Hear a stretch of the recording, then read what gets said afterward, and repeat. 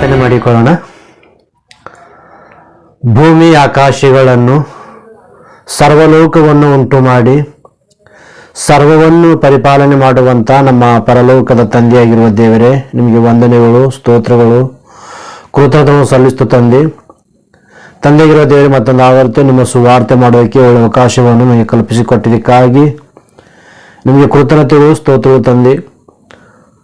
ದೇವರೇ, ನಿಮ್ಮ ಮಾತುಗಳನ್ನು ತಿಳಿಸುವಾಗ ನಿಮ್ಮ ಪರಿಶುದ್ಧಾತ್ಮನ ಸಹಾಯವನ್ನು ಅನುಗ್ರಹಿಸಿ, ಒಳ್ಳೆ ಜ್ಞಾನವನ್ನು, ಒಳ್ಳೆ ತಲಪನ್ನು ದಯಪಾಲಿಸಿ ಸರಿಪಡಿಸಿಕೊಂಡು ನೀವಿರುವಂಥ ಮಹಾ ಪರಲೋಕವನ್ನು ಪಡೆದುಕೊಳ್ಳಬೇಕಂತ ಹೇಳಿ ಈ ಚಿಕ್ಕ ಪ್ರಾರ್ಥನೆ ಮನವಿ ನಿಮ್ಮ ಪಾದ ತೊಡುತ್ತಾ, ಈ ಪ್ರಾರ್ಥನೆ ನಿಮ್ಮ ಮಗನು ನಮ್ಮ ರಕ್ಷಕನೂ ಆಗಿರುವ ಯೇಸು ಕ್ರಿಸ್ತರ ಅತಿ ಶ್ರೇಷ್ಠಗಳ ನಾಮದಲ್ಲಿ ಪ್ರಾರ್ಥಿಸಿ ಬಿಡುತ್ತೇವೆ, ನಮ್ಮ ಪರಲೋಕದ ತಂದೆ. ಆಮೇನ್, ಆಮೇನ್. ಕರ್ತನಲ್ಲಿ ಪ್ರಿಯರಾದ ದೇವರ ಮಕ್ಕಳೇ, ದೇವರ ಒಂದು ಮಹಾ ಕೃಪೆಯಿಂದ ತಂದೆಯ ದೇವರು ಮತ್ತೊಂದು ಸಾರಿ ಆತನ ಮಾತುಗಳನ್ನು ತಿಳಿಸುವುದಕ್ಕೆ ಒಳ್ಳೆಯ ಅವಕಾಶವನ್ನು ಕಲ್ಪಿಸಿಕೊಟ್ಟಂತ ದೇವಾದಿ ದೇವರಿಗೆ ನನ್ನ ಕೃತಜ್ಞತಾ ಸ್ತುತಿಗಳನ್ನು ಸಲ್ಲಿಸ್ತಾ ಇದ್ದೇನೆ.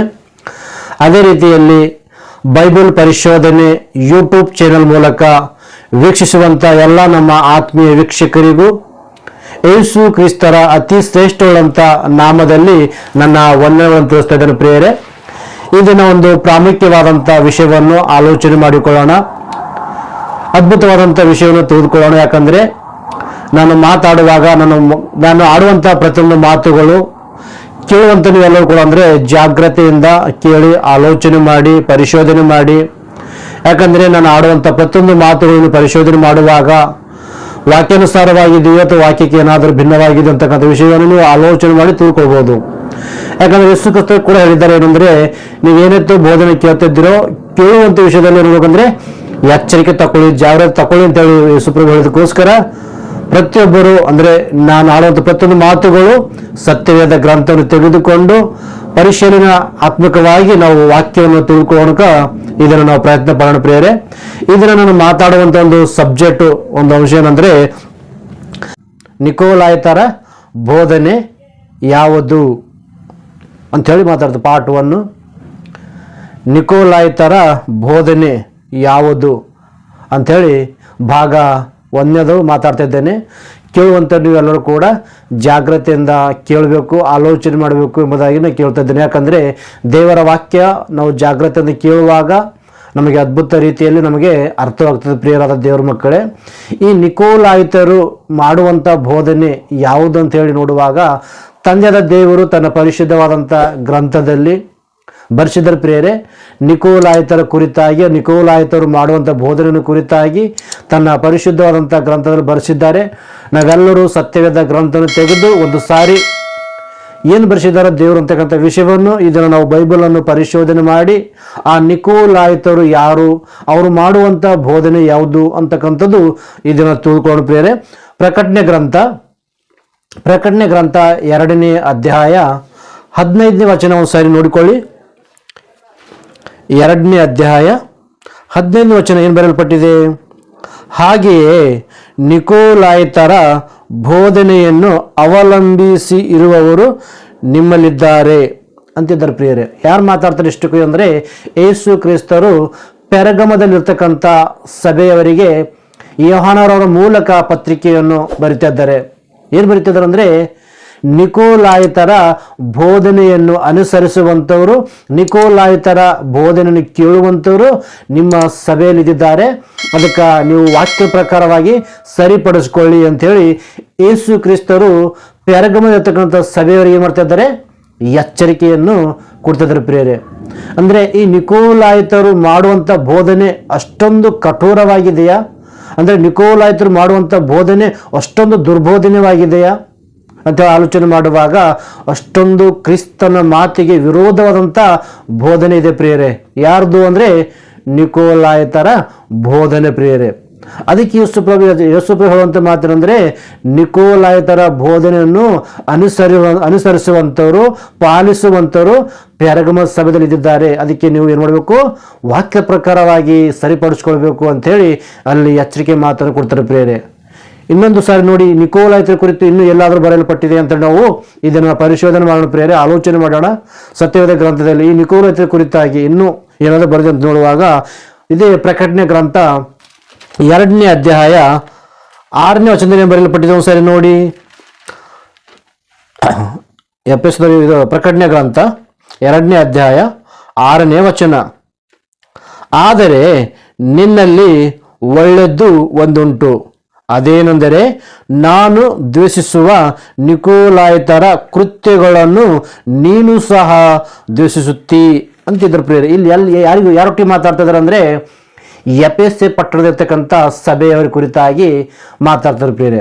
ಅಂದರೆ ಈ ಎಫೆಸ ಸಭೆಯಲ್ಲಿರ್ತಕ್ಕಂಥ ಜನರು ಯಾವ ರೀತಿ ಇದ್ದಾರೆ ಅಂದರೆ ಸುಳ್ಳು ಬೋಧಕರು ಯಾರು, ಸುಳ್ಳು ಅಪೋಸ್ತಲರು ಯಾರು ಅಂತ ಎಲ್ಲವನ್ನು ಯಾವ ರೀತಿ ಇರೋದಂದರೆ ಪರಿಶೋಧನೆ ಮಾಡಿ ಇದು ವಾಕ್ಯಾನುಸಾರವಾಗಿರುವಂಥ ಬೋಧನೆಯ ಅಥವಾ ವಾಕ್ಯಕ್ಕೆ ಭಿನ್ನವಾದಂಥ ಬೋಧನೆಯ ಅಥವಾ ಯೇಸು ಕ್ರಿಸ್ತರ ಮಾತಿಗೆ ಅನುಸಾರವಾದಂಥ ಬೋಧನೆಯ ಅಥವಾ ವಾಕ್ಯಕ್ಕೆ ವಿರೋಧವಾದಂಥ ಬೋಧನೆ ಅಂತೇಳಿ ಆ ಎಫೆಸ ಸಭೆಯವರೇ ಮಾಡಿದಾರಂತೆ, ಪರಿಶೋಧನೆ ಮಾಡಿದಾರಂತೆ ಪ್ರಿಯರೇ.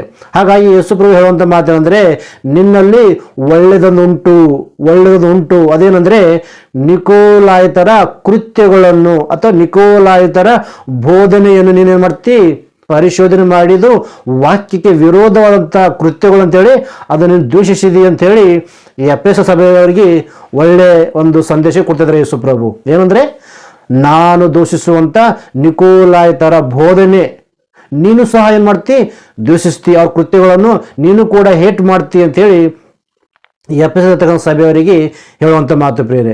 ಇಷ್ಟಕ್ಕೂ ನಿಕೋಲಾಯಿತರು ಮಾಡುವಂಥ ಬೋಧನೆ ಅಷ್ಟೊಂದು ಕಠೋರವಾಗಿದೆಯಾ ಅಂದರೆ ಅಷ್ಟೊಂದು ಕ್ರಿಸ್ತನ ಮಾತಿಗೆ ವಿರೋಧವಾಗಿದೆಯಾ ಅಂದರೆ ಕ್ರಿಸ್ತನಿಂದ ಅಗಲಿಸುವಂಥ ದುರ್ಬೋಧನೆ ಯಾರ್ದಿದೆ ಅಂದರೆ ಆ ನಿಕೋಲಾಯಿತರು ಅನ್ನುವಂಥ ಬೋಧನೆ ಇದೆ ಪ್ರಿಯರೇ. ಯಾಕಂದರೆ ಪ್ರಕಟಣೆ ಗ್ರಂಥ ಯಾರು ಬರೀತಿದ್ದಾರೆ ಅಂದರೆ ಅಪೋಸ್ತಲನಾಗಿರ್ತಕ್ಕಂಥ ಯೋಹಾನವರು ಬರೀತಿದ್ದಾರೆ ಪ್ರಿಯ, ಹೌದಲ್ಲ. ನಿಕೋಲಾಯಿತರ ಕುರಿತಾಗಿ ಯಾರು ಬರೀತಿದ್ದಾರೆ, ಯೋಹಾನವರು ಬರಿತಾ ಇದ್ದಾರೆ. ಯೋಹಾನವರು ಬರಿತಾ ಇದ್ದಂದ್ರೆ ಈ ಯೋಹಾನವರಿಗೆ ನಿಕೋಲಾಯಿತರು ಅಂದರೆ ಯಾರು ಅಂತ ಗೊತ್ತಿರ್ಬೋದು ಅಥವಾ ಗೊತ್ತಿಲ್ಲ ಅಂತೀರಿ. ಅಂದರೆ ನಿಕೋಲಾಯಿತರು ಯಾರು, ಅವರು ಎಲ್ಲಿಂದ ಪ್ರಾರಂಭವಾದರು, ಎಲ್ಲಿ ಅವರು ಸೇರ್ಪಡೆ ಆಗಿದ್ದರು, ಆ ನಿಕೋಲಾಯಿತನು ಯಾವ ಊರಿನವನು, ನಿಕೋಲಾಯಿತು ಯಾರು ಅಂತೇಳಿ ಯೋಹಾನರಿಗೆ ಗೊತ್ತಿದೆ ಇಲ್ಲ ಅಂದರೆ ಗೊತ್ತಿದೆ ಪ್ರಿಯರೇ. ಅದಕ್ಕಾಗಿ ಯೋಹಾನರು ಪ್ರಕಟಣೆಗಳಿಂದ ಬರೆದಂಥ ಯೋಹಾನರು ತನ್ನ ಪತ್ರಿಕೆಯನ್ನು ಬರೆಯುವಾಗ ಒಂದು ಮಾತು ಹೇಳ್ತಾರೆ ಪ್ರಿಯರೇ. ಒಂದ್ಸರಿ ನೋಡಿ. ಯೋಹಾನನು ಬರೆದ ಮೊದಲನೇ ಪತ್ರಿಕೆ 2ನೇ ಅಧ್ಯಾಯ 19ನೇ ವಚನ ಒಂದ್ಸರಿ ನೋಡಿ. ಏನು ಬರೆಯಲ್ಪಟ್ಟಿದೆ ಅಲ್ಲಿ? ಅವರು ನಮ್ಮನ್ನು ಬಿಟ್ಟು ಹೊರಟು ಹೋದರು, ಆದರೆ ಅವರು ನಮ್ಮವರಾಗಿರಲಿಲ್ಲ. ಅವರು ನಮ್ಮವರಾಗಿದ್ದರೆ ನಮ್ಮ ಜೊತೆಯಲ್ಲೇ ಇರುತ್ತಿದ್ದರು, ಆದರೆ ಅವರು ನಮ್ಮನ್ನು ಬಿಟ್ಟು ಹೊರಟು ಹೋದುದರಿಂದ ಕ್ರೈಸ್ತರೆನಿಸಿಕೊಳ್ಳುವವರೆಲ್ಲರೂ ನಮ್ಮವರಲ್ಲ ಅಂತಂದ್ರೆ ಪ್ರಿಯರೇ. ಅಂದರೆ ಈ ಯೋಹಾನರವರು ತನ್ನ ಪತ್ರಿಕೆಯಲ್ಲಿ ಬರೆಯುವಾಗ ಒಂದು ಕಾಲದಲ್ಲಿ ನಮ್ಮ ಜೊತೆಯಲ್ಲಿ ಇದ್ದಂಥವರು ಏನಾಗಿದೆ ಅಂದರೆ ನಮ್ಮನ್ನು ಬಿಟ್ಟು ಹೊರಟು ಹೋಗಿದ್ದಾರೆ. ನಮ್ಮವರಾಗಿದ್ದರೆ ನಮ್ಮ ಜೊತೆಯಲ್ಲಿ ಇರ್ತಿದ್ರು, ಆದರೆ ನಮ್ಮನ್ನು ಬಿಟ್ಟು ಹೊರಟು ಹೋಗಿದ್ದಾರೆ ಅಂದರೆ ನಮ್ಮವರು ತಿಳ್ಕೊಳ್ಳುವಂಥವರೆಲ್ಲರೂ ನಮ್ಮವರಲ್ಲ, ಕ್ರೈಸ್ತರೆನಿಸಿಕೊಳ್ಳುವವರೆಲ್ಲರೂ ನಮ್ಮವರಲ್ಲ ಅಂತಿದ್ರು ಪ್ರಿಯರೇ. ಅಂದರೆ ಇವರು ಜೊತೆಯಲ್ಲಿ ನಿಕೋಲಾಯಿತನು ಅಂತಕ್ಕಂಥ ವ್ಯಕ್ತಿ ಇದ್ದಂಥ ವ್ಯಕ್ತಿನ ಯೋಹಾನ ಹೇಳುವಂಥ ಮಾತಂದರೆ ನಮ್ಮವರೊಳಗಿಂದ, ನಮ್ಮ ಗುಂಪಿನೊಳಗಿಂದ, ನಮ್ಮ ಸಭೆಯೊಳಗಿಂದ ಏನಾಗಿದ್ದಾರೆ, ಅವರು ಹೊರಟು ಹೋಗಿದ್ದಾರೆ ಅಂತಿದ್ದಾರೆ ಪ್ರಿಯರೇ. ಅಂದರೆ ನಮ್ಮೊಳಗಿಂದ ಹೊರಟು ಹೋಗಿದ್ದಾರೆ ಅಂದರೆ ಒಂದು ಕಾಲದಲ್ಲಿ ಆ ಗುಂಪಿನಲ್ಲಿ ಅಂದರೆ ಈ ಅಪೋಸ್ತಲರ ಜೊತೆಯಲ್ಲಿ ಈ ನಿಕೋಲಾಯಿತಂತ ವ್ಯಕ್ತಿ ಇರುವಂಥ ವ್ಯಕ್ತಿನ ಅಥವಾ ಇಲ್ವಾ? ಯಾಕಂದರೆ ಯೇಸು ಕ್ರಿಸ್ತರು 12 ಮಂದಿ ಶಿಷ್ಯರನ್ನು ಆರಿಸ್ಕೋತಾರೆ ಪ್ರಿಯರೇ. ಈ 12 ಮಂದಿ ಹೆಸರುಗಳನ್ನು ಪರಿಶೋಧನೆ ಮಾಡುವಾಗ ಆ 12 ಮಂದಿ ಹೆಸರುಗಳು ಯೇಸು ಕ್ರಿಸ್ತರು ತನ್ನ ಸತ್ಯವೇದ ಗ್ರಂಥ ಬರೆಸಿದ್ದಾರೆ. ಎಲ್ಲಿ ಬರೆಸಿದ್ದಾರೆ ಅಂದರೆ ಮತ್ತಾಯನ ಬರೋ ಸುವಾರ್ತೆ 10ನೇ ಅಧ್ಯಾಯ 2ನೇ ವಚನ ಬರೆಸಿದ್ದಾರೆ. ಯಾಕಂದರೆ ಯೇಸು ಕ್ರಿಸ್ತರು 12 ಮಂದಿ ಶಿಷ್ಯರನ್ನು ಆರಿಸಿಕೊಳ್ಳುವ ಸಮಯದಲ್ಲಿ ಕೂಡ ಈ ನಿಕೋಲಾಯಿತನು ಯಾರು ಅಂತೇಳಿ ಅಲ್ಲಿ ಆತನ ಹೆಸರು ಇರೋದಿಲ್ಲ ಪ್ರಿಯರೇ. ಮತ್ತು ಇನ್ನು ಯೇಸು ಕ್ರಿಸ್ತನ ಜೀವಿತ ಚರಿತ್ರೆ ನೋಡುವಾಗ ಯೇಸು ಕ್ರಿಸ್ತನ 12 ಶಿಷ್ಯರನ್ನು ಆರಿಸಿಕೊಂಡು ಯೇಸು ಕ್ರಿಸ್ತನು ಶಿಲುಬೆ ಮರಣ ಹೊಂದು ಪುನರುತ್ಥಾನವಾಗಿ ಪರಲೋಕಕ್ಕೆ ಹೋಗುವ ತನಕ ಈ ನಿಕೋಲಾಯಿತಂತ ಅನ್ನುವಂಥ ವ್ಯಕ್ತಿ ಯೇಸು ಕ್ರಿಸ್ತನ ಜೊತೆಯಾಗಿರ್ಬೋದು ಅಥವಾ 12 ಮಂದಿ ಶಿಷ್ಯರ ಜೊತೆ ಆಗಿರ್ಬೋದು, ಈ ಮನುಷ್ಯನು ಎಲ್ಲೂ ಕೂಡ ಸೇರ್ಪಡೆ ಆಗಿಲ್ಲ ಪ್ರಿಯರೇ. ಯಾರು? ನಿಕೋಲಾಯ ಅನ್ನುವಂಥ ವ್ಯಕ್ತಿ. ಇಷ್ಟಕ್ಕೂ ನಿಕೋಲಾಯಿತನು ಅನ್ನುವಂಥ ವ್ಯಕ್ತಿ ಎಲ್ಲಿ ಸೇರ್ಪಡೆ ಆಗಿದ್ದಾನೆ? ಈ ನಿಕೋಲಾಯಿತಂತ ಮನುಷ್ಯ ನಿಜಕ್ಕೂ ಯಾರು ಇರ್ಬೋದಿವ? ಈ ನಿಕೋಲಾಯಿತನು ಮಾಡುವಂಥ ಬೋಧನೆ ಯಾವುದಿರ್ಬೋದು? ಈ ನಿಕೋಲಾಯಿತನು ಯಾವ ಊರಿನವನಾಗಿರ್ಬೋದು? ಒಂದ್ಸಲ ನಾವು ಆಲೋಚನೆ ಮಾಡುವಾಗ ಯೋಹಾನ ಹೇಳ್ತಿದ್ರೆ ಅವರು ಒಂದು ಕಾಲದಲ್ಲಿ ನಮ್ಮ ಜೊತೆಯಲ್ಲಿ ಇದ್ದಂಥವರು, ನಮ್ಮ ಜೊತೆಯಲ್ಲಿ ಸಹವಾಸ ಮಾಡಿದವರು, ಆದರೆ ನೋಡಿದರೆ ನಮ್ಮನ್ನು ಬಿಟ್ಟು ಹೊರಟು ಹೋಗಿದ್ದಾರೆ. ಕ್ರೈಸ್ತರು ಎಂದು ಕರೆಯಲ್ಪಟ್ಟಂಥವ್ರು ಅವರೆಲ್ಲರೂ ನಮ್ಮವರಲ್ಲ. ಒಂದು ವೇಳೆ ಅವರು ನಮ್ಮವರಾಗಿದ್ದರೆ ನಮ್ಮ ಜೊತೆಯಲ್ಲೇ ಇರ್ತಿದ್ರು ಅಂತೇಳಿ ಪತ್ರಿಕೆಯಲ್ಲಿ ಯೋಹಾನವರು ಬರೀತಿದ್ರು ಪ್ರಿಯರೇ. ಎಷ್ಟಕ್ಕೂ ಇವ್ರ ಜೊತೆಯಲ್ಲಿ ಇದ್ದಿದ್ದಾನ ಅವರು, ಇವ್ರ ಜೊತೆಯಲ್ಲಿ ಇದ್ದಿನವರೇ ವ್ಯಕ್ತಿಗಳು ಹೊರಗಡೆ ಹೋಗಿದ್ದಾರ. ಒಂದ್ಸರಿ ನಾವೆಲ್ಲ ಬೈಬಲ್ ತೆಗೆದು ನೋಡುವಾಗ ಅಪೊಸ್ತಲರ ಕೃತ್ಯಗಳು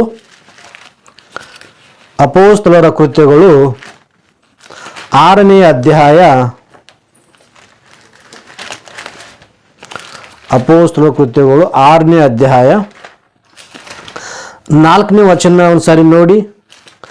4ನೇ ವಚನ ನೋಡೋದಕ್ಕಿಂತ ಮುಂಚಿತವಾಗಿ 6ನೇ ಅಧ್ಯಾಯದಲ್ಲಿ ಹೆಡ್ಡಿಂಗ್ ಒಂದ್ಸಾರಿ ಓದೋಣ. ಹೆಡ್ಡಿಂಗ್ ಏನು ಬರೆಯಲ್ಪಟ್ಟಿದೆ ನೋಡಿ. ಸಭೆಯಲ್ಲಿ ಲೌಕಿಕ ಕಾರ್ಯಗಳನ್ನು ನಡೆಸುವುದಕ್ಕೆ ಅಪೊಸ್ತಲರು 7 ಮಂದಿ ಸಹಾಯಕರನ್ನು ನೇಮಿಸಿದ್ದರು. ಎಷ್ಟು ಮಂದಿ ಪ್ರಿಯರೇ? ಅಂದರೆ ಯೇಸು ಕ್ರಿಸ್ತರು ತನ್ನ ಜೀವಿತ ಕಾಲವನ್ನು ಮುಗಿಸಿಕೊಂಡು ಪರಲೋಕಕ್ಕೆ ಹೋದ ನಂತರ ಅಪೊಸ್ತಲರು ಸುವಾರ್ತೆಯನ್ನು ಪ್ರಾರಂಭ ಮಾಡಿದಾಗ, ಸುವಾರ್ತೆ ಪ್ರತಿದಿನವೂ ಅಭಿವೃದ್ಧಿ ಆಗ್ತಾ ಹೋದಾಗ, ಸುವಾರ್ತೆಯಲ್ಲಿ ಅಪೊಸ್ತಲರು ಪ್ರತಿದಿನ ಬ್ಯುಸಿಯಾಗಿರೋದ್ರಿಂದ ಅನೇಕ ಸುವಾರ್ತೆ ಕೆಲಸಗಳು, ಸಭೆಯಲ್ಲಿ ಕೆಲಸಗಳು ಇರೋದ್ರಿಂದ ಅಪೊಸ್ತಲರಿದ್ದರೆ ಬಹಳ ಬ್ಯುಸಿಯಾಗಿದ್ದಾರಂತೆ. ಬ್ಯುಸಿಯಾಗಿರೋ ಸಮಯದಲ್ಲಿ ಅವ್ರು ಏನು ಮಾಡ್ತಿದ್ದಾರೆ, ಅಪೊಸ್ತಲರು ಏನು ಮಾಡ್ತಾರೆ 7 ಜನರನ್ನು ಏನು ಮಾಡ್ತಿದ್ದಾರೆ ಸಭೆಯಲ್ಲಿ ಪ್ರತಿಷ್ಠೆ ಪಡಿಸಿದ್ದಾರಂತೆ. ಯಾಕೆ ಕೆಲಸಕ್ಕೋಸ್ಕರ ಅಂದರೆ ಲೌಕಿಕ ಕಾರ್ಯಗಳನ್ನು ಮಾಡೋದಕ್ಕೋಸ್ಕರ, ಸಭೆಯಲ್ಲಿ ಕೆಲಸ ಮಾಡೋದಕ್ಕೋಸ್ಕರ, ಸಭೆಯಲ್ಲಿ ಇರತಕ್ಕಂಥ ಎಲ್ಲ ಸೌಖ್ಯಗಳನ್ನು ನೋಡಿಕೊಳ್ಳೋದಕ್ಕೋಸ್ಕರ, ಸಭೆಯಲ್ಲಿ ಊಟ ಬಡಿಸುವಂಥ ಕೆಲಸದಕ್ಕೋಸ್ಕರ, ಈ ರೀತಿ ಕೆಲಸ ನಡೆಸೋದಕ್ಕೋಸ್ಕರ ಅಪೊಸ್ತಲರು ಏನು ಮಾಡ್ತಿದ್ದಾರೆ ಅಂದರೆ 7 ಮಂದಿಯನ್ನು ಪ್ರತಿಷ್ಠೆ ಪಡಿಸಿದ್ದಾರೆ. 7 ಮಂದಿಯನ್ನು ಏನು ಮಾಡ್ತಿದ್ದಾರೆ, ಆರಿಸಿಕೊಳ್ತಿದ್ರು ಪ್ರಿಯರೇ. ಏನು ಅದೇ ಹೆಡ್ಡಿಂಗ್ ನೋಡುವಾಗ ಸಭೆಯಲ್ಲಿ ಲೌಕಿಕ ಕಾರ್ಯಗಳನ್ನು ನಡೆಸುವುದಕ್ಕೆ ಅಪೊಸ್ತಲರು 7 ಮಂದಿ ಸಹಾಯಕರನ್ನು ನೇಮಿಸಿದ್ದು ಅಂತಿದ್ದ ಪ್ರಿಯರೇ. ಇಷ್ಟಕ್ಕೂ 7 ಮಂದಿಯಲ್ಲಿ, ಯಾಕಂದ್ರೆ ಈ 7 ಮಂದಿ ಯಾರ್ಯಾರು, ಈ 7 ಮಂದಿ ಹೆಸರುಗಳು ಏನೇನು? ಯಾಕಂದ್ರೆ ಅವ್ರ ಜೊತೆಯಲ್ಲಿ ಕೆಲಸಕ್ಕೋಸ್ಕರ ಸೇರ್ಪಡೆ ಮಾಡ್ಕೊತಿದ್ದಾರೆ. ಅಂದ್ರೆ ಈ ಯೇಸು ಜೀವಿತ ಚರಿತ್ರೆ ನೋಡುವಾಗ ಆತನ ಜೊತೆಯಲ್ಲಿರ್ತಾರೆ ಶಿಷ್ಯರಲ್ಲಿ ಈ ನಿಕೋಲಾಯಿತಂತಕ್ಕಂಥವ್ರು ಯಾರು ಕೂಡ ಜೊತೆಗೆ ಇರಲಿಲ್ಲ. ಯೇಸು ಕ್ರಿಸ್ತರು ತನ್ನ ಜೀವಿತ ಕಾಲವನ್ನು ಮುಗಿಸಿಕೊಂಡ ನಂತರ, ಪರಲೋಕಕ್ಕೆ ಹೋದ ನಂತರ, ಸೇವೆ ಪ್ರತಿದಿನ ಅಭಿವೃದ್ಧಿ ಆಗ್ತಾ ಹೋದ ಸಮಯದಲ್ಲಿ ಅಪೊಸ್ತಲರು ಬಹಳ ಕೆಲಸದಲ್ಲಿ ಬಿಜಿಯಾಗಿರೋದ್ರಿಂದ, ಸುವಾರ್ತೆ ಕೆಲಸದಲ್ಲಿ ಬಿಜಿಯಾಗಿರೋದ್ರಿಂದ 7 ಜನರು ಪ್ರತಿಷ್ಠೆ ಪಡಿಸ್ತಿದ್ದಾರೆ, 7 ಜನರು ಆರಿಸ್ಕೊತಿದ್ದಾರೆ. ಆ 7 ಜನರು ಯಾರ್ಯಾರು, ಅವರ ಹೆಸರುಗಳು ಏನು ಅಂಥೇಳಿ ನಾವು ವಾಕ್ಯದಲ್ಲಿ ನೋಡೋಣ ಪ್ರಿಯರೇ. 4ನೇ ವಚನ ನೋಡಿ. ಅಪೊಸ್ತಲರ ಕೃತ್ಯಗಳು 6ನೇ ಅಧ್ಯಾಯ 4ನೇ ವಚನ ಒಂದ್ಸರಿ ಓದಿ. ನಾವಾದರೂ ಪ್ರಾರ್ಥನೆಯನ್ನು ವಾಕ್ಯೋಪದೇಶವನ್ನು ಮಾಡುವುದರಲ್ಲಿ ನಿರಂತರವಾಗಿರು ಎಂದು ಹೇಳಿದರು. ಯಾರು ಹೇಳ್ತಿದಾರ? ಅಪೊಸ್ತಲರು. ನಾವು ಈ ಸುವಾರ್ತೆ ಕೆಲಸವನ್ನು ಬಿಟ್ಟು, ಪ್ರಾರ್ಥನೆ ಕೆಲಸವನ್ನು ಬಿಟ್ಟು, ಈ ಸಭೆಯಲ್ಲಿ ಇರ್ತಕ್ಕಂಥ ಕೆಲಸ ಎಲ್ಲ ನಾವೇ ಮಾಡ್ಕೋತಕ್ಕಂಥದ್ದು ಸರಿಯಲ್ಲ. ನಾವು ವಾಕ್ಯದಲ್ಲಿ, ಪ್ರಾರ್ಥನೆಯಲ್ಲಿ, ನಾವು ಉಪದೇಶ ಮಾಡೋದ್ರಲ್ಲಿ ಏನಾಗಿರ್ತೇವೆ, ಆ ಕೆಲಸದಲ್ಲಿ ನಾವು ಬ್ಯುಸಿಯಾಗಿರ್ತೇವೆ. ಅದಕ್ಕೋಸ್ಕರ ಏನು ಮಾಡ್ಬೇಕಂದ್ರೆ, ನಿಮ್ಮಲ್ಲಿರ್ತಕ್ಕಂಥ, ನಿಮ್ಮ ಗುಂಪಿನಲ್ಲಿರ್ತಕ್ಕಂಥ ಕ್ರಿಸ್ತರನ್ನು ಸ್ವೀಕಾರ ಮಾಡಿಕೊಂಡಿರ್ತಕ್ಕಂಥ ಜನರಲ್ಲಿ, ಯೇಸು ಕ್ರಿಸ್ತನನ್ನು ನಂಬಿರ್ತಕ್ಕಂಥ ಜನರಲ್ಲಿ ಏನು ಮಾಡಬೇಕು, ಕೆಲವರನ್ನು ಮಾಡಬೇಕು, ನೀವು ಆರಿಸ್ಕೊಳ್ಬೇಕು, ಕೆಲವರನ್ನು ಸಿದ್ಧಪಡಿಸಬೇಕು. ಯಾಕಂದ್ರೆ ನಾವು ಸುವಾರ್ತೆ ಮಾಡುವ ಕೆಲಸದಲ್ಲಿ ಏನಾಗಿರ್ತೇವೆ, ಬ್ಯುಸಿಯಾಗಿರ್ತೇವೆ ಅಂತ ಹೇಳಿ ಹೇಳ್ತಿದ್ದಾರೆ ನೋಡಿ. ಕೆಳಗಡೆ ಮಾತು, ಈ ಮಾತು ಸರ್ವ ಮಂಡಲಿಗೆ ಒಳ್ಳೆದೆಂದು ತೋರಿಸ್ತಾ ಹೌದಿಲ್ಲ. ಯಾಕಂದ್ರೆ ಅಪೊಸ್ತಲರು ಸುವಾರ್ತೆ ಕೆಲಸದಲ್ಲಿ ಬಹಳ ಬ್ಯುಸಿಯಾಗಿದ್ದರಿಲ್ಲ. ಎಲ್ಲ ಕೆಲಸ ಅವರೇ ಮಾಡ್ಬೇಕಂದ್ರೆ ಕಷ್ಟ ಇಲ್ಲ ಅಂತೇಳಿ ಆಲೋಚನೆ ಮಾಡಿ ಅಪೊಸ್ತಲರು ಹೇಳುವಂಥ ಮಾತು ಅಲ್ಲಿರ್ತಕ್ಕಂಥ ಸಭೆ ಇರ್ತಕ್ಕಂಥ ಎಲ್ಲರಿಗೂ ಏನಾಗಿರಂತೆ ಒಳ್ಳೇದು ಅಂತ ಹಿಡಿಸದಂತೆ. ಯಾಕಂದ್ರೆ ಸರ್ವ ಮಂಡಲಿಗೆ, ಸರ್ವ ಸಭೆದವರಿಗೆ ಏನಾಗಿರಂತೆ ಒಳ್ಳೇದು ಅಪ್ಪ ಇವ್ರು ಹೇಳುವಂತ ಕರೆಕ್ಟ್ ಅಂತ ಹೇಳಿ ಏನ್ ಮಾಡಿದಾರ, ಅವ್ರ ಮಾತಿಗೆ ಸಮ್ಮತಿ ಕೊಟ್ಟು, ಅವ್ರ ಮಾತಿಗೆ ಒಪ್ಪಿಕೊಂಡು ಪ್ರತಿಷ್ಠೆ ಪಡಿಸಿದ್ದಾರೆ ಪ್ರಿಯರೇ. ಆ ಪ್ರತಿಷ್ಠೆ ಪಡಿಸುವಂತ 7 ಜನ ಯಾರ್ಯಾರು ಅಂತಕ್ಕಂಥ ವಿಷಯವನ್ನು, ಅವ್ರ ಹೆಸರುಗಳನ್ನು ಕೆಳಗಡೆ ಕೊಟ್ಟಿದ್ದಾರೆ. ಸರಿ ನೋಡಿ.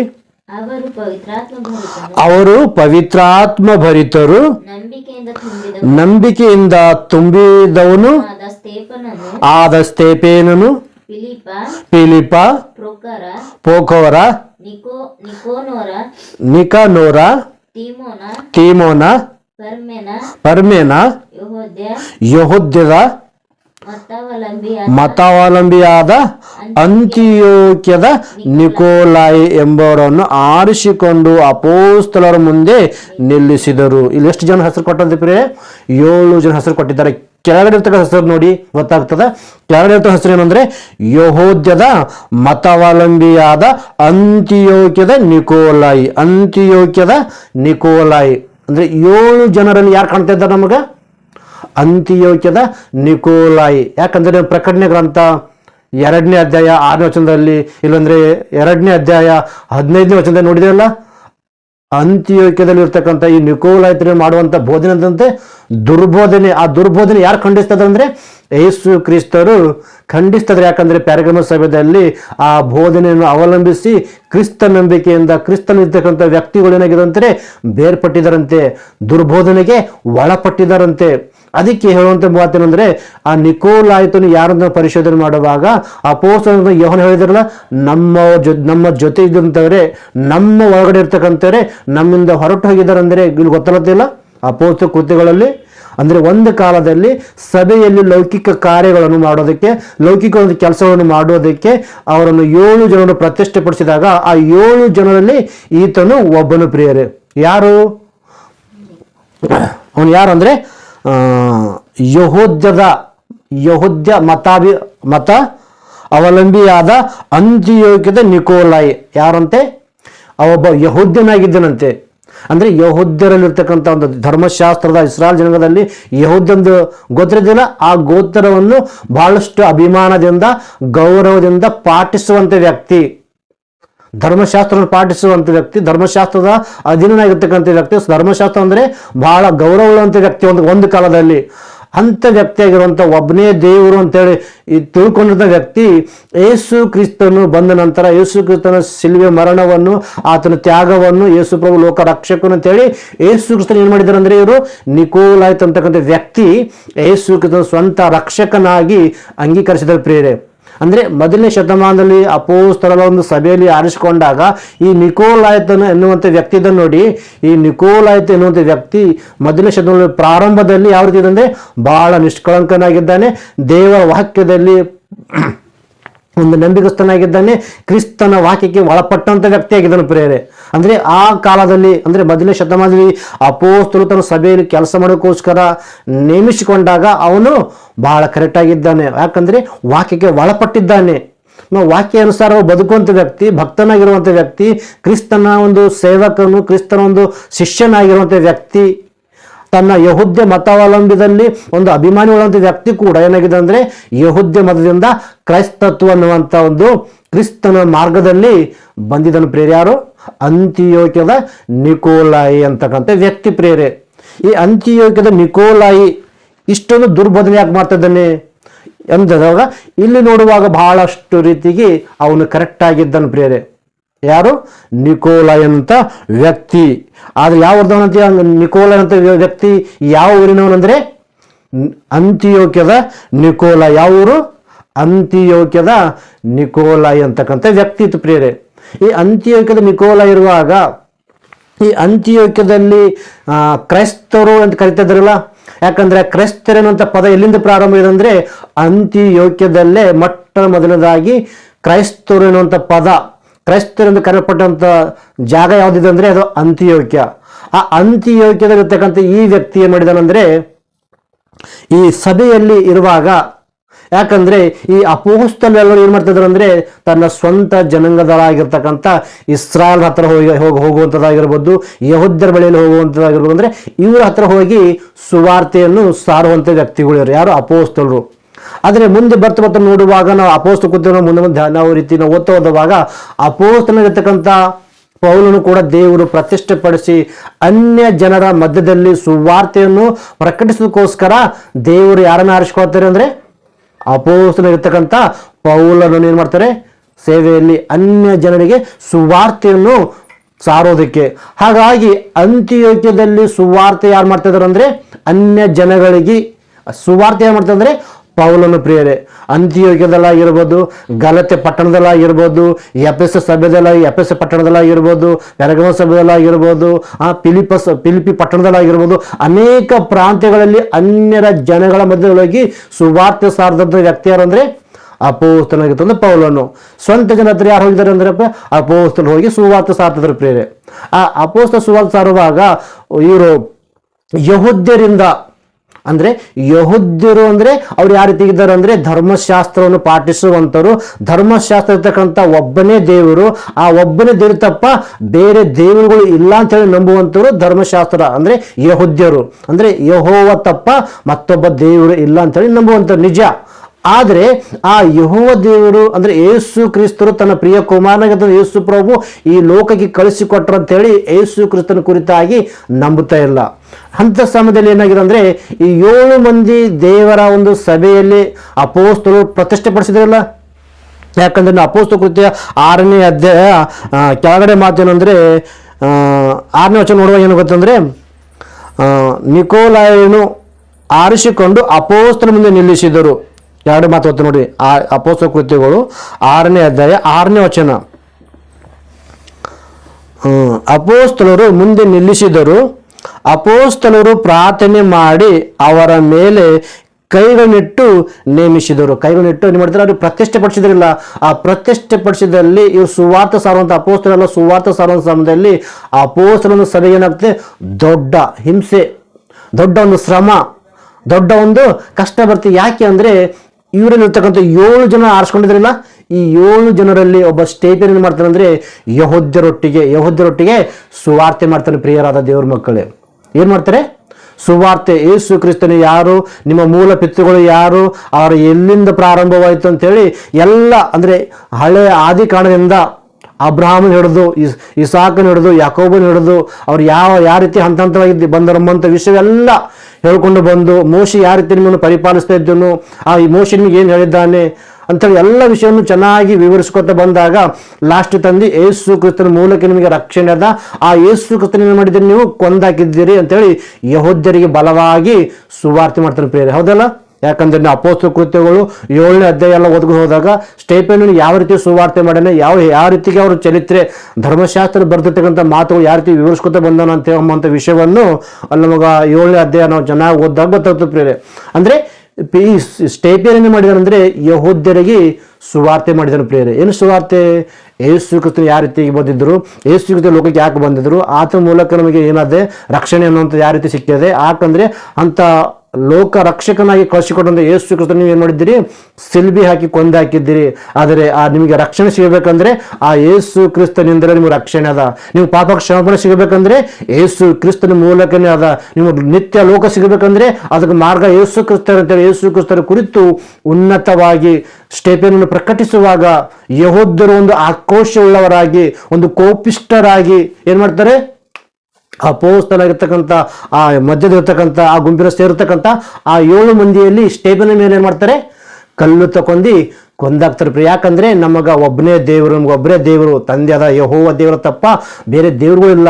ಯಾಕಂದ್ರೆ ಯೇಸು ಕ್ರಿಸ್ತ ಒಂದು ಸಾಮಾನ್ಯವಾದಂಥ ವ್ಯಕ್ತಿ, ಆ ಯೇಸು ಕ್ರಿಸ್ತನ ಕುರಿತು ನಮ್ಗೆ ಯಾಕೆ ಹೇಳ್ತಿ ಅಂಥೇಳಿ ಯೇಸು ಕ್ರಿಸ್ತನಿಗೆ ವಿರೋಧವಾಗಿ ಅಥವಾ ಅಪೋಸ್ತಲನಾದಂಥ ಆ ಸ್ಟೇಫನ್ ಇದ್ದ ನೋಡಿ, ಆ ಸ್ಟೇಫನಿಗೆ ವಿರೋಧವಾಗಿ ಏನ್ ಮಾಡ್ತಾರೆ, ಕಲ್ಲೆಸೆದು ಅವನನ್ನು ಕೊಂದಾಕ್ತಾರೆ ಪ್ರಿಯರೇ. ಯಾರಿಗೆ? ಸ್ಟೇಫನ್. ಸರ್ ನೋಡಿ, ಅಪೋಸ್ತಲ ಕೃತ್ಯಗಳು 8ನೇ ಅಧ್ಯಾಯ 1ನೇ ವಚನ ಸಾರಿ ನೋಡೋಣ. ಕೊಂದಾಗ್ತದೆ ನೋಡಿ. ಇದನ್ನು ಕೇಳಿ ನಿದ್ರೆ ಹೋದನು. ಸೌಲನು ಅವನ ಕೊಲೆಗೆ ಸಮ್ಮತಿಸುವವನಾಗಿದೆ. ಯಾರ ಕೊಲೆಗೆ ಅಂದ್ರೆ ಸ್ಟೇಫನನ ಕೊಲೆಗೆ ಮುಖ್ಯವಾದ ಕಾರಣಕರ್ತನ ಯಾರಂದ್ರೆ ಸೌಲನು. ಅವನೇನು ಮಾಡಿದ, ಕೊಂದು ಹಾಕಿದ್ರು. ಯಾಕಂದ್ರೆ ಆ ಯೆರೂಸಲೇಮಿರ್ತಕ್ಕಂಥ ಒಂದು ಸಭೆಗೆ ದೊಡ್ಡ ಹಿಂಸೆ ಬಂದಾಗ ಅದೆಲ್ಲ 7 ಮಂದಿ ಆರಿಸ್ಕೊಂಡಿದ್ರಲ್ಲ, ಆ 7 ಮಂದಿಯಲ್ಲಿ ಒಬ್ಬನನ್ನು ಸ್ಟೇಫನ್ ಕೊಂದಾಗ್ಬಿಡ್ತಾರೆ ಪ್ರಿಯರೇ. ಕೆಳಗಡೆ ವಚನ ನೋಡಿ, 1ನೇ ವಚನ. ಆ ದಿವಸದಲ್ಲಿ ಯೆರೂಸಲೇಮಿನಲ್ಲಿದ್ದ ಸಭೆಗೆ ದೊಡ್ಡ ಹಿಂಸೆ ಉಂಟಾಯಿತು. ದೊಡ್ಡ ಹಿಂಸೆ ಉಂಟು. ಯಾಕಂದ್ರೆ ಯೇಸು ಕ್ರಿಸ್ತನ ಕುರಿತಾಗಿ ಸುವಾರ್ತೆ ಮಾಡಿದಾಗ, ಯೇಸು ಕ್ರಿಸ್ತನ ಕುರಿತು ಪ್ರಕಟಿಸಿದಾಗ ಯಹೂದ್ಯರಿಂದ ಅಪೋಸ್ತಲರಿಗೆ ಬಹಳಷ್ಟು ಶ್ರಮೆಗಳು, ಯಹೂದ್ಯರಿಂದ ಬಹಳಷ್ಟು ಅವಮಾನಗಳು. ಯಾಕಂದ್ರೆ ಯೇಸು ಕ್ರಿಸ್ತನ ಕೊಂದಾಕಿನವ್ರು ಯಾರು ಅಂದ್ರೆ ಯಹೂದ್ಯರಲ್ಲ, ಸ್ವಂತ ಜನಾಂಗದವರಲ್ಲ. ಅದೇ ಪ್ರಕಾರ ಸ್ಟೇಫನನ್ನು ಕೊಂದವ್ರು ಯಾರು ಅಂದ್ರೆ ಯಹೂದ್ಯ ಜನಾಂಗದವರು. ಯಾಕಂದ್ರೆ ನಮಗೆ ದೇವರು ಒಬ್ಬರೇ, ಆತನ ತಪ್ಪ ಬೇರೆ ದೇವರು ಇಲ್ಲ. ಅದನ್ನು ನೀವು ಬೇರೆ ದೇವ್ರ ಕುರಿತಾಗಿ ಹೇಳ್ತಿದ್ರಿ, ಯೇಸು ಕ್ರಿಸ್ತನ ಕುರಿತಾಗಿ ಹೇಳ್ತಿದ್ರಿ. ಈ ಯೇಸು ಯಾರೋ ಅದು ಗೊತ್ತಿಲ್ಲ, ಆತನು ಕೇವಲ ಒಂದು ಬಡ್ಗಿ ಏಸಪ್ಪನ ಮಗನೇ ಹೊರತು ಅದು ದೇವರ ಹಂಗಾಗ್ತಾನೆ ಅಂತೇಳಿ ಅಪೋಸ್ತಲರು ಮಾತ್ರ. ಆ ಅಪೋಸ್ತಲರು ಆ ಪ್ರಕಟಣೆ ಗ್ರಂಥವನ್ನು ಬರೆದಿರ್ತಕ್ಕಂಥ ಯೋಹಾನವರು ಇದ್ದಿದ್ದಾರಲ್ಲ, ಮೊದಲನೇ ಪತ್ರಿಕೆ ಬರೆದಂಥ ಯೋಹಾನವರು ಇದ್ದಾರಲ್ಲ, ಇದ್ದಿದ್ದಾರೆ ಪ್ರಿಯರೇ. ಯಾಕಂದ್ರೆ ಅವರೇ ಸೇರಿಸ್ಕೊಂಡಿದ್ರಲ್ಲ 7 ಜನರನ್ನು. ಆ 7 ಜನ ಸೇರಿಸ್ಕೊಂಡಾಗ ಏನ್ ಮಾಡಿದಾರೆ ಅಂದ್ರೆ, ಆ ಸ್ಟೇಫೇನನ್ನು ಕೊಂದಾಕಿದಾಗ, ಅಂದ್ರೆ 7 ಜನರನ್ನು ಪ್ರತಿಷ್ಠೆ ಪಡಿಸಿದಾಗ, ಆ 7 ಜನರಲ್ಲಿ ಸ್ಟೇಫೇನನ್ನು ಕೊಂದಾಗ ಉಳಿದವರು ಎಷ್ಟು ಜನ ಅಂದ್ರೆ ಕೇವಲ 6 ಜನ ಮಾತ್ರ ಉಳ್ಕೊಂಡಿದ್ರು ಪ್ರಿಯರೇ. ಎಷ್ಟು? 6 ಜನ. ಆಗ ಆ ಸಭೆಗೆ ಬಹಳ ಹಿಂಸೆ ಉಂಟಾಯ್ತಿಲ್ಲ. ಯಾಕಂದ್ರೆ ಯೇಸು ಕ್ರಿಸ್ತನ ಕುರಿತಾಗಿ ಸುವಾರ್ತೆ ಮಾಡಿದಾಗ, ಯೇಸು ಕ್ರಿಸ್ತನ ಕುರಿತು ಅವ್ರು ಪ್ರಕಟಿಸಿದಾಗ ಯೆಹೂದ್ಯರು ಮಾಡ್ತಿದ್ರು, ಕೊಂದಾಕ್ತಾ ಇದ್ದರು. ಯಾಕಂದ್ರೆ ಯೇಸು ಕ್ರಿಸ್ತನ ಕುರಿತಾಗಿ ನಮಗೆ ಉಪದೇಶ ಮಾಡಿಕೊಡುದು ಅಂತ ಒಂದು ಆಲೋಚನೆಯಿಂದ, ಯೇಸು ಕ್ರಿಸ್ತನ ಹೆಸರನ್ನು ಎತ್ತಬಾರ್ದು ಅಂತ ಉದ್ದೇಶದಿಂದ ಇವರಿಗೆ ಭಯ ಹುಟ್ಟಿಸ್ತಾ ಇದ್ದರು, ಕೊಂದಾಕ್ತಾ ಇದ್ದರು, ಅನೇಕ ಹಿಂಸೆಗಳು ಕೊಡ್ತಾ ಇದ್ರು. ಆ ಹಿಂಸೆಗಳು ಭಯಪಟ್ಟು ಅಪೋಸ್ತಲರ ಜೊತೆಲಿದ್ದಂಥ ಆ 7 ಮಂದಿಯಲ್ಲಿ ಒಬ್ಬನು ಸತ್ತು ಹೋಗಿ ಬಿಡ್ತಾರೆ, ಯಾರು? ಸ್ಟೇಫೇನ. ಆದರೆ ಇನ್ನು ಉಳಿದಿರ್ತಕ್ಕಂಥವ್ರು 6 ಜನ.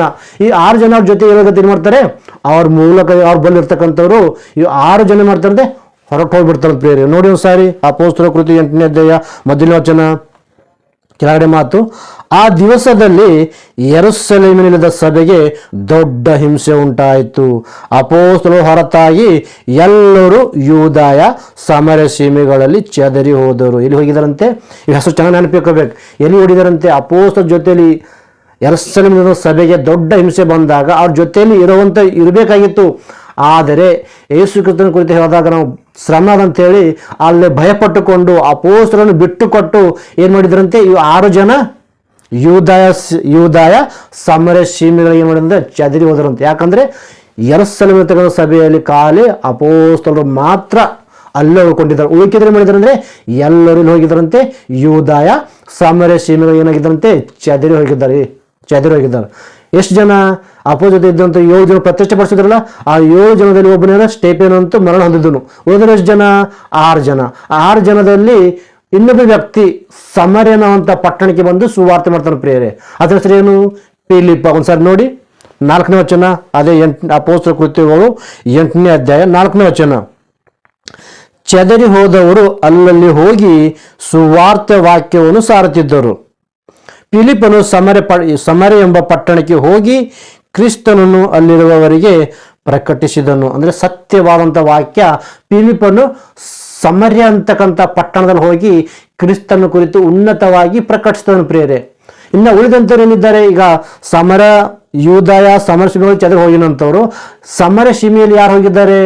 ಫಿಲಿಪ್ ಹೋಗಿ ಸುವಾರ್ತೆ ಸಾರ್ಥ, ಕರೆಕ್ಟ್ ಆದಂಥ ಸುವಾರ್ತೆ, ಸ್ವಚ್ಛವಾದ ಸುವಾರ್ತೆ, ಸತ್ಯವಾದ ಸುವಾರ್ತೆ ಫಿಲಿಪ್ಪನು ಸಮಾರ್ಯ ಪಟ್ಟಣ ಸಾರುವಾಗ ಉಳಿದಿರ್ತಕ್ಕಂಥ ಇನ್ನು 5 ಜನ ಎಲ್ಲಿದ್ದಾರೆ ಅಂದ್ರೆ ಯೂದಾಯ ಪಟ್ಟಣದಲ್ಲಿದ್ದರು ಪ್ರಿಯರೇ. ಯೂದಾಯ ಪಟ್ಟಣದ, ಯಾಕಂದ್ರೆ ಭಯದಿಂದ, ಯಾಕಂದ್ರೆ ಯೆಹೂದ್ಯರು ಕೊಂದು ಹಾಕುವಂತ ಭಯದಿಂದ ಯೆರೂಸಲೇಮಿನಲ್ಲಿರ್ತಕ್ಕಂಥ ಸಭೆಗೆ, ಅಪೋಸ್ತಲರಿಗೆ, ಅಪೋಸ್ತಲರ ಸಭೆಗೆ, ಅಲ್ಲಿ ಇರ್ತಕ್ಕಂಥ ಯೆರೂಸಲೇಮಿನ ಸಭೆಗೆ ದೊಡ್ಡ ಹಿಂಸೆ ಬಂದಾಗ ಏನು ಮಾಡಿದ್ದಾರೆ? ಚದರಿ ಹೋಗಿ ಏನ್ ಮಾಡಿದ್ದಾರೆ ಅಂದ್ರೆ ಎಲ್ಲಿ ಬಂದಿದ್ದಾರೆ ಅಂದ್ರೆ ಯೂದಾಯದಲ್ಲಿ ಬಂದು ಸೇರ್ಕೊಂಡಿದ್ದಾರೆ. ಯಾಕಂದ್ರೆ ಯೆಹೂದ್ಯರ ಒಂದು ಭಯದಿಂದ ಎಲ್ಲಿ ಬಂದಿದ್ದಾರೆ? ಯೂದಾಯದ ಬಂದಿಕೊಂಡು ಸ್ವಲ್ಪ ಕಾಲವನ್ನು ಉಳ್ಕೊಂಡು ಅವರು ಏನು ಆಲೋಚನೆ ಮಾಡಿದ್ರು ಅಂದ್ರೆ, ನಮಗೆ ಕ್ರಿಸ್ತನ ನಿಮಿತ್ತವಾಗಿ ಅವಮಾನ ಆಗಬಾರ್ದು, ಕ್ರಿಸ್ತನ ನಿಮಿತ್ತ ನಮಗೆ ಹಿಂಸೆ ಆಗಬಾರ್ದು, ಕ್ರಿಸ್ತನ ನಿಮಿತ್ತ ಯೆಹೂದ್ಯರು ನಮ್ಮನ್ನು ಕಲ್ಲೆಸೋದು ಕೊಂದಾಗಬಾರ್ದು. ನಾವು ಏನು ಮಾಡಬೇಕು? ವಾಕ್ಯವನ್ನು ಬದಲಾಯಿಸಬೇಕು. ದುರ್ಬೋಧನೆ ಅಂದ್ರೆ ಕ್ರಿಸ್ತನ ಮಾತಿಗೆ ವಿರೋಧವಾದಂಥ ಇನ್ನೊಂದು ಬೋಧನೆ ನಾವು ಸಾರಬೇಕು ಅನ್ನುವಂಥ ಆಲೋಚನೆಯಿಂದ ಅವರು ದುರ್ಬೋಧನೆಯನ್ನು ಪ್ರಾರಂಭ ಮಾಡ್ತಾರೆ ಪ್ರಿಯರಾದ ದೇವ್ರ ಮಕ್ಕಳು. ಯಾವಾಗ ಅಂದ್ರೆ ಅಲ್ಲಿ ಶ್ರಮೆ ನಮಗೆ ಬರಬಾರ್ದು. ಅಂದ್ರೆ ಕ್ರಿಸ್ತನ ನಿಮಿತ್ತವಾಗಿ ನಮಗೆ ಶ್ರಮೆಗಳಾಗಿರ್ಬೋದು, ಅವಮಾನಗಳಾಗಿರ್ಬೋದು, ಮರಣ ಶಿಕ್ಷೆ ಆಗಿರ್ಬೋದು, ಯೆಹೂದ್ಯರಿಂದ ನಮಗೆ ಕಷ್ಟ ಆಗಬಾರ್ದು. ಯೆಹೂದ್ಯರನ್ನು ಇಷ್ಟಪಡ್ತಾರೆ, ಧರ್ಮಶಾಸ್ತ್ರ ಪಾಲಿಸ್ತಾರ. ಧರ್ಮಶಾಸ್ತ್ರ ಪ್ರಕಾರ ಏನ್ ಮಾಡಬೇಕು? ನಾವು ಕೂಡ ಧರ್ಮಶಾಸ್ತ್ರಕ್ಕೆ ಅಧೀನರಾಗಿ ಆ ಧರ್ಮಶಾಸ್ತ್ರ ಹೇಳ್ತಕ್ಕಂಥ ಆಜ್ಞೆಗಳನ್ನು ಕೆಲವೊಂದು ನಾವು ಬೋಧಿಸಬೇಕು ಅನ್ನುವಂಥ ಆಲೋಚನೆಯಿಂದ ಅವರನ್ನು ಆಲೋಚನೆ ಮಾಡ್ತಾರೆ. ಯಾಕಂದ್ರೆ ಯೆಹೂದ್ಯರಿಂದ ನಾವು ಕಾಪಾಡಲ್ಪಡಬೇಕು, ಯೆಹೂದ್ಯರಿಂದ ನಾವು ರಕ್ಷಿಸಲ್ಪಡಬೇಕಂದ್ರೆ ಯೆಹೂದ್ಯರು ಅನುಸಾರವಾಗಿ ನಾವು ಬದುಕಬೇಕು ಅನ್ನುವಂಥ ಆಲೋಚನೆ ಮಾಡಿಕೊಂಡು ಅವರು ದುರ್ಬೋಧನೆ ಮಾಡೋದಕ್ಕೆ ಪ್ರಾರಂಭ ಮಾಡ್ತಾರೆ ಪ್ರಿಯ. ಯಾಕೆ ಅಂದರೆ ಒಂದೇ ಒಂದು ಕಾರಣ, ಕ್ರಿಸ್ತನ ನಿಮಿತ್ತ ನಮಗೆ ನಿಂದೆಗಳಾಗಿರ್ಬೋದು, ಕ್ರಿಸ್ತ ನಿಮಿತ್ತ ಶ್ರಮ ಆಗಿರ್ಬೋದು, ಕ್ರಿಸ್ತನ ನಿಮಿತ್ತ ಕಷ್ಟಗಳು ಬರಬಾರ್ದು ಅಂದ್ರೆ ಏನು ಮಾಡಬೇಕು, ಯಹೂದ್ಯರಿಗೆ ಮೆಚ್ಚುಗೆ ಆಗುವಂಥ ರೀತಿಯಲ್ಲಿ ಧರ್ಮಶಾಸ್ತ್ರದಕ್ಕಂಥ ಮಾತುಗಳನ್ನು ನಾವು ಪ್ರಕಟಿಸಬೇಕು ಅನ್ನುವಂಥ ಒಂದು ಉದ್ದೇಶದಿಂದ ಅದರಲ್ಲಿ ಒಂದು ಆಜ್ಞೆಯನ್ನು ಪಾಟಿಸಿಕೊಂಡು ಅದನ್ನೇ ಬೋಧನೆ ಮಾಡೋಕ್ಕೆ ಪ್ರಾರಂಭ ಮಾಡ್ತಾರೆ ಪ್ರಿಯರೇ.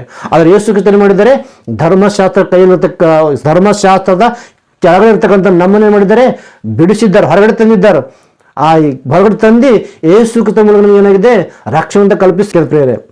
ಆದ್ರೂ ಕೂಡ ಇವರೇನು ಮಾಡ್ತಾ ಇದ್ದಾರೆ, ದುರ್ಬೋಧನೆ ಮಾಡ್ತಿದ್ದಾರೆ ಪ್ರಿಯರೇ. ಆ ದುರ್ಬೋಧನೆ ಏನು ಮಾಡ್ತಾ ಇದ್ದಾರೆ ಅಂದರೆ, ಕ್ರಿಸ್ತನ ವಾಕ್ಯಕ್ಕೆ ಏನು ದುರ್ಬೋಧನೆ ಮಾಡ್ತಾ ಇದ್ದಾರೆ ಅಥವಾ ದೇವರ ವಾಕ್ಯಕ್ಕೆ ಯಾವ ರೀತಿ ವಿರೋಧವಾದಂಥ ಬೋಧನೆ ಮಾಡ್ತಾ ಇದ್ದಾರೆ ಅಂತ ಹೇಳಿ ನಾವು ಎರಡನೇ ಭಾಗದಲ್ಲಿ ಆಲೋಚನೆ ಮಾಡೋಣ ಪ್ರಿಯ. ಯಾಕಂದರೆ ಇವಾಗೆ ಭಾಳ ಟೈಮ್ ಆಗಿದೆ. ಇನ್ನೊಂದು ವಿಡಿಯೋದಲ್ಲಿ, ಇನ್ನೊಂದು ಸೆಕೆಂಡ್ ಭಾಗದಲ್ಲಿ ಅವರು ಮಾಡುವಂಥ ಬೋಧನೆ ಯಾವುದು, ಅಂದರೆ ನಿಕೋಲಾಯಿತರು ಮಾಡುವಂಥ ದುರ್ಬೋಧನೆ ಯಾವುದು, ಅವ್ರು ಯಾವ ರೀತಿ ಬೋಧನೆ ಮಾಡ್ತಾ ಇದ್ದಾರೆ, ಬೋಧನೆ ಆ ರೀತಿ ಮಾಡೋದಕ್ಕೆ ಕಾರಣ ಏನು ಅಂತೇಳಿ ನೆಕ್ಸ್ಟ್ ವಿಡಿಯೋದಲ್ಲಿ ನೋಡೋಣ ಪ್ರಿಯರೇ. ಅದಕ್ಕೋಸ್ಕರ ನೀವು ನಿಮ್ಮ ಅನುದಿನದ ಪ್ರಾರ್ಥನೆಯಲ್ಲಿ ನಮ್ಮನ್ನು ನೆನಪು ಮಾಡಿಕೊಳ್ಳಿ, ಕಣ್ಣುಗಳನ್ನು ಮುಚ್ಚಿಕೊಳ್ಳಿ, ಪ್ರಾರ್ಥನೆ ಮಾಡಿ ಈ ಸಂದೇಶವನ್ನು ಇಲ್ಲಿಗೆ ಮುಕ್ತಾಯ ಮಾಡಿಕೊಳ್ಳೋಣ. ಮಹಾಪರಿಶುದ್ಧನಾಗಿರ್ತಕ್ಕಂಥ ನಮ್ಮ ಪರಲೋಕದ ತಂದೆಯಾಗಿರುವ ದೇವರೇ, ನಿಮಗೆ ವಂದನೆಗಳು.